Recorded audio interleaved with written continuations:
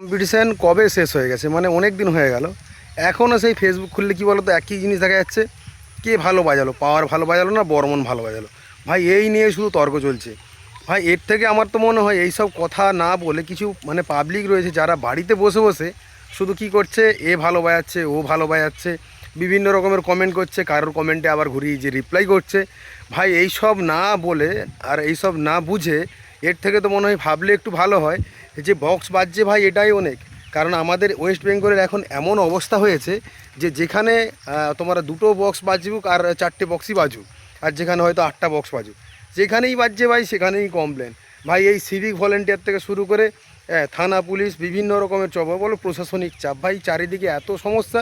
মানে গ্রামের পুজো পর্যন্ত ভাই করতে যেয়ে তারা তো ভাবছে ভাই বক্স করবো না, বাজাবো না, এমন একটা সিচুয়েশন দাঁড়িয়েছে। ভাই বছরে কার একদিন কি দুদিনের পুজো রয়েছে যেখানে একটু মানুষ আনন্দ করার জন্য গ্রামে কিছু বক্স বাঁধবে, কিংবা গ্রামের মধ্যে কিছু চারিদিকে একটু কিছু চংটং লাগাবে, মানে যেগুলো মাইক লাগাবে। ভাই সেখানে ওইগুলো লাগাতে যেয়েই কিন্তু এত সমস্যা হচ্ছে। আর এদের শুধু রয়েছে এখন কি পাওয়ার ভালো বাজছে না বর্মন ভালো বাজছে, আর যেই বাজুক ভাই আলটিমেট বাজছে তো, বক্সগুলো বাজিতে দিচ্ছে তো।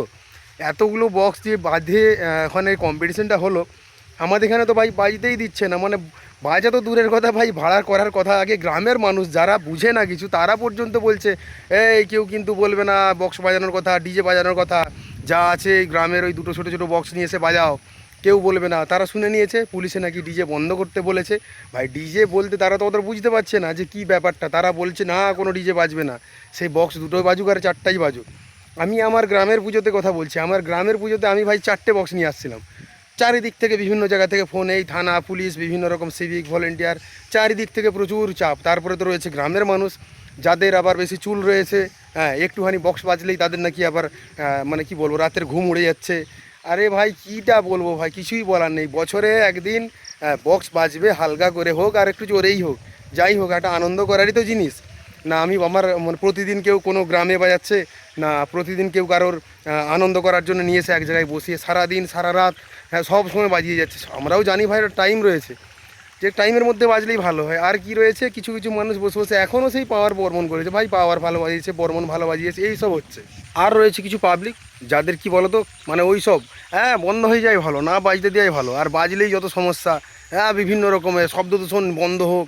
এত জ্ঞানী মানুষ সব বাড়িতে বসে রয়েছে, মানে বলা আর কিছু নেই। মানে বিভিন্ন ধরনের পাবলিকের কথা বলছি আর কি।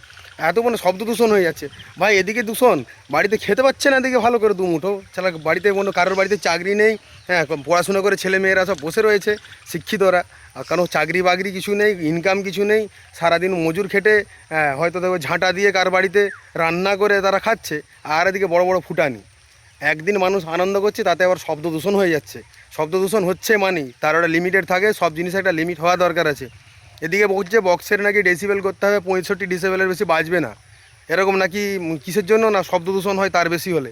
আর এদিকে আর একটা ট্রেনের যে হর্ন, তার নাকি 140 ডেসিবেল তার আওয়াজ 5-7 কিলোমিটার দূর থেকে শোনা যায়।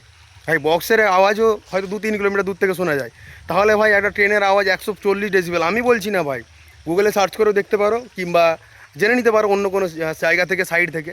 তাহলে একটা ট্রেনের হর্নের আওয়াজ যদি এত হয়, সেই জায়গায় বক্সের তো পারমিশন দেওয়া উচিত আছে না। 145 ডেসিবেল কি একটা হোক না, তার থেকে তো বেশি হবে। একটা ট্রেনের একটা হর্নের যদি এত বেশি আওয়াজ হয়, তো সেইটার বেলায় সরকার ভাই বিন্দাস মেনে নিচ্ছে, কোনো চাপ নেই, কোনো চাপ নেই সেখানে প্রশাসন থেকে। বলছে নাকি এদিকে শব্দ দূষণ হচ্ছে, এদিকে নাকি মানুষের বাড়িতে সমস্যা হচ্ছে। ভাই যার ট্রেন লাইনের ধারে বাড়ি তাকেও জিজ্ঞাসা করলে বুঝতে পারবে যে ওই 145 ডেসিবেলে যখন ওই সাউন্ডটা মারে হর্নের, তো ট্রেনের হর্নটা, তখন তার বাড়ির লোকের অসুবিধা হয় কি না কেউ তো জিজ্ঞাসা করতে আসে না। তার বাড়ির পাশে যখন ট্রেনটা যখন দ্রুত গতিতে ছুটে যায়, ভূমিকম্প হয় না, তখন কম্পন অনুভব হয় না তার বাড়িতে কি, বা তখন মানে কারোর বাড়িতে ওখানে মনে হয় যাদের মানে ট্রেন লাইনের ধারে বাড়ি আছে, তাদের বাড়িতে কোনো ছোট শিশুও নেই, আর বয়স্ক মা বাবা কিংবা দাদু দিদা কেউ নেই, তাদের কোনো অসুবিধা হয় না, কেউ জিজ্ঞাসা করতেও জানে না, কেউ বলবে না ভাই ওইসব কথা। আর এদিকে বলছে ট্রেন বক্স বাজলেই ভাই যত সমস্যা, আর বিভিন্ন রকম মানুষ বললাম। কিসের যে সমস্যা ঢুকেছে আমি মানুষের মনে বুঝতে পারছি না। যেটার বিষয় আগে দেখার সেটার বিষয় আগে নয়, আগে শুধু ওই বক্সের নিয়ে পড়ে রয়েছে। আর যেখানেই বক্স বাজছে সবার মনে একটা টেনশন রয়েছে, এই আসলো পুলিশ। আর দেখতে পাচ্ছি তো, আমি নিজেও তো ঘুরে ঘুরে দেখেছি, পুলিশ আসলো তুলে নিয়ে যাবে। পুলিশ থেকে মিলিটারি রয়েছে, মিলিটারিও যে ডাইরেক্ট বলছে ভাই এখানেই মেরে দেবো তোকে গুলি করে, অপারেটরকে বলছে তোকে তুলে নিয়ে যাবো ঘাড় ধাক্কা দিয়ে। এখান থেকে তোর বক্স তুলে নেবো, সবকে তোকে থানায় নিয়ে যেয়ে জেল খাটাবো, এই সব ভাই চলছে।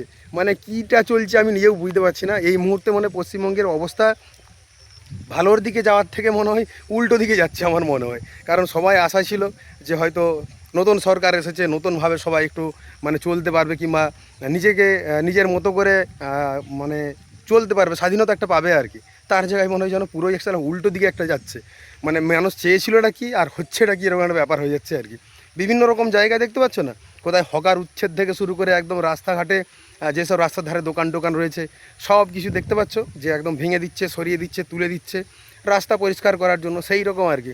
আর যারা যারা বড় বড় আমাদের এখানে ঘাটাল এরিয়ায় বিশেষ করে যদি বলি না, আমাদের এই পশ্চিম মেদিনীপুরে ঘাটাল এরিয়ায়, দাসপুর এরিয়ায়, বাপরে বাপ, এদের যেন একবারে মাথা খারাপ। একবারে বড় বড় জ্ঞানীরা রয়েছে, বড় বড় জ্ঞানীরা রয়েছে, কিছু কিছু চ্যানেল রয়েছে, কিছু নিউজ চ্যানেল রয়েছে, তাদের আবার বেশি মাথার যন্ত্রণা। যদি একটা ছোটো বক্স কোথাও বাজাও একদম পুরো তাণ্ডব করছে, ভূমিকম্প করছে, শব্দ দূষণ করছে, ডিজে বাজছে, বাপ রে বাপ। আর তার কমেন্ট বক্সে যেয়ে দেখবে, উফ, বড় বড় সব জ্ঞানীরা এসে গেছে, এমন ভাষণ দিচ্ছে রে ভাই, মানে যেখানে কিছু বলার কিছু নেই। মানে দেখলে মাঝে মধ্যে হাসিও লাগে, আবার মানে ভাবি যে এরা মানে থাকেটা কোথায়। এদিকে যারা ওই বড় বড় ভাষণ মারছে, তার বাড়ির ছেলেরা মেয়েরা দেখবে হয়তো নেশা নেশা করে ওই যখন বক্স বাজছে সেখানে যে নাচানাচি করছে। আমি মেয়েরা বলতে হয়তো ওনার খারাপ লাগবে, কারণ মেয়েরা কি ডান্স করে না ভাই? না, মেয়েরা নেশা করে না ভাই, দেখছি তো মার্কেটে ঘুরি তো, এই সাউন্ডের সঙ্গে থাকি বলে বুঝতে পারছি। তো যাই হোক, তার বাড়ির লোকও কিন্তু ওই মানে বাড়িতে ফ্যামিলি দেখবে কেউ না কেউ একজন রয়েছে যে নেশা নেশা করে, আর বক্স বাজলেই নাচানাচি, আর না বাজলেই হয়তো দেখবে রাত্রিবেলা বাবালি করে। তো সেই রকমও কিন্তু ফ্যামিলির লোক রয়েছে, তারাও কিন্তু বড় বড় ভাষণ দিচ্ছে ভাই, না বক্স চলবে না, এসব ডিজে ভিজে বাজবে না। ভাই আলাদাই লেভেলের, মানে কত কী দেখতে হবে জীবনে সেটাই ভাবছি শুধু। যারা মানে যেটা করার দরকার সেটা করে না, রাস্তাঘাট নেই, চাকরি বাকরি নেই, হ্যাঁ, চারিদিকে নোংরা। আমি তো ঘাটালে দেখছি কত জায়গায় রয়েছে।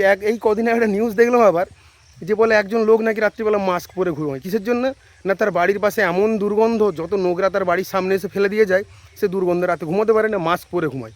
এই যে চারিদিকে এত দূষণ হচ্ছে, এত দূষিত হয়ে রয়েছে চারিদিক, এই নোংরা ফোগরা ক্যাচরা ফেচরা সব বিভিন্ন জায়গায় ফেলে দেওয়া যাচ্ছে, নালা নর্দমা সব বিভিন্ন রকম, মানে পশু টশু মরে যায় যেসব, সব পড়ে রয়েছে নোংরা গন্ধে, লোকে নাকে হাত চাপা দিয়ে যায়।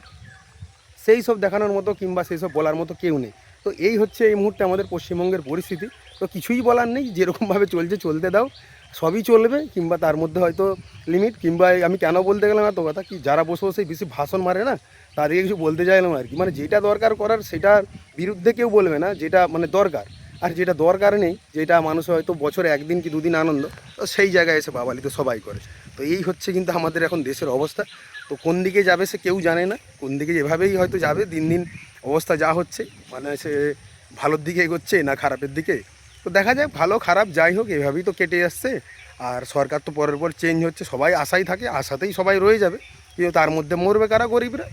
আর ওই তো একটা সাউন্ডের পেছনে বলেছিলাম যে একসঙ্গে দেখবে হয়তো 10 জন 15 জন 20 জন বড় বড় যেরকম সেট আপ রয়েছে, শুধু সাউন্ড কেন, সাউন্ডের সাথে বহু জিনিস জড়িত আছে না, লাইটিং আছে, ডিজি আছে, হ্যাঁ, তো তার সঙ্গে যে স্টেজ প্রোগ্রামে যারা প্রোগ্রাম ঘাটে বহুত কিছু জড়িয়ে আছে, যারা হয়তো দেবে মানে এ করে হাঙ্গামা অর্কেস্ট্রা, তারা তো সাউন্ডের সাথেই জড়িয়ে আছে না, তো সব কিছু রয়েছে। তো এর মধ্যে যদি সব বন্ধ হয়ে যায়, বন্ধ হয়ে যাক, এতে যদি সরকার খুশি হয় তো হোক, আর যদি প্রশাসন খুশি হয় হোক, পাবলিক খুশি হয় হোক, আর আমরা তোমরা যদি খুশি হই তো আরও ভালো কথা। তাই এইসব ফালতু চর্চা না করে যে যার কাজের কাজ মানে এই দাও। তুমি বলবে হয়তো আমি কেন বলতে যাচ্ছি, ভাই আমি এই সাউন্ডের সাথে টুকটাক জড়িত না, তো এই যেই সব দেখছি দেখে মনে হলো কিছু বলার, তাই বললাম। আর বাদ বাকি যে যা করছে করতে দাও, আর কীটা বলবো। আর এই ফালতু ঝামেলা মানে এই চর্চা না করে, এ ভালো বাজালো ভালো বাজালো, ভাই বাজতে দাও, যে যেমন করে ইচ্ছা বাজাক। তবু তো ওইটা উড়িষ্যা তো বাজছে, আমাদের তো মেদিনীপুরে বললাম দুটো বক্স বাজতে দিচ্ছে না। তো ফালতু ওই সব ঝামেলা করে কিছু লাভ আছে? যে যেমন খুশি বাজাচ্ছে বাজাতে দাও। আমাদের ওইটুকুই আনন্দ যে দূরে যেন পাশের জেলাতে যে আমরা দেখতে পাই, সেখানে যেমন বাজছে, এইটুকুই খুশি দেখে। তো আর কিছুই বলার নেই। তোমাদের মতামত আর কী বলবে কমেন্টে জানাও একটু। আর তারপরে আমিও দেখবো কমেন্টগুলো পড়ে কার কীরকম মতামত।